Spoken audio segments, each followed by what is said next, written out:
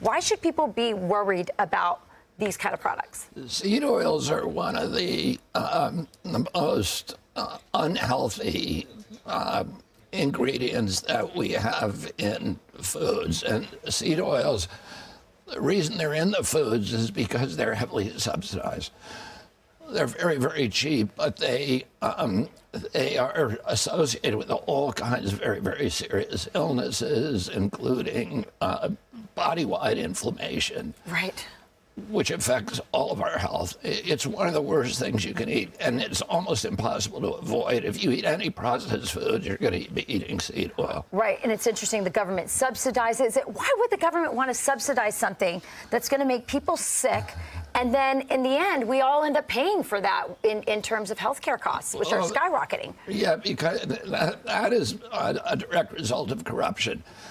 About 75% of FDA's budget comes from regulated industry, and that means food processors and pharmaceutical industry. All of them profit from a sick population. You know, a big item that, and by the way, it's getting very expensive, are cereals. Why is the food coloring in particular bad?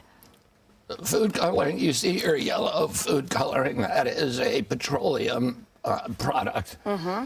It's associated with really,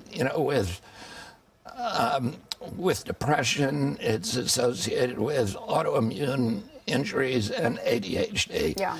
And red dye also is very bad. In Europe, these same companies are producing the same products, but they're using natural coloring. But here they can get away with it. We have about almost 1,000 chemicals that are in our food that are either outright banned in Europe or actively discouraged. So you wouldn't be able to buy this kind of stuff in Europe. You ask about why it's so cheap, why it's so ubiquitous.